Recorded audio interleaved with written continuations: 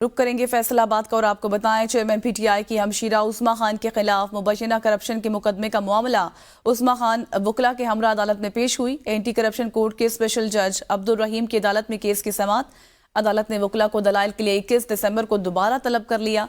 उस्मा खान पर जालसाजी से जमीन अपने नाम करवाने के इल्जाम में एंटी करप्शन में मुकदमा दर्ज है।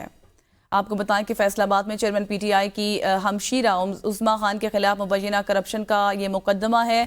एंटी करप्शन कोर्ट के स्पेशल जज अब्दुल रहीम की अदालत में केस की समाअत हुई। अदालत ने वकला को दलाइल के लिए 21 दिसंबर को दोबारा तलब कर लिया। उस्मा खान पर जालसाजी से जमीन अपने नाम करवाने के इल्जाम में एंटी करप्शन में मुकदमा दर्ज है।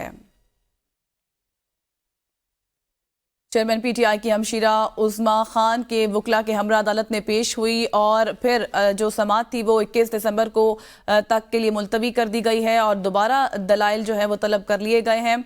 आपको बताएं कि एंटी करप्शन कोर्ट के स्पेशल जज अब्दुल रहीम की अदालत में केस की समाअत हुई और अदालत ने वकला को दलाइल के लिए 21 दिसंबर को दोबारा तलब कर लिया है।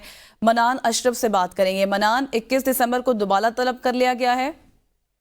जी बिल्कुल, ये इमरान खान की जो हमशीरा है इनके ऊपर बड़ा अरसे से केस चल रहा है कि इन्होंने एक जमीन है वो धोखाधड़ी के तहत अपने नाम करवाई है। उस सिलसिले के अंदर एंटी करप्शन इन्वेस्टिगेशन करती थी उन्होंने एफआईआर के बाद अब केस है।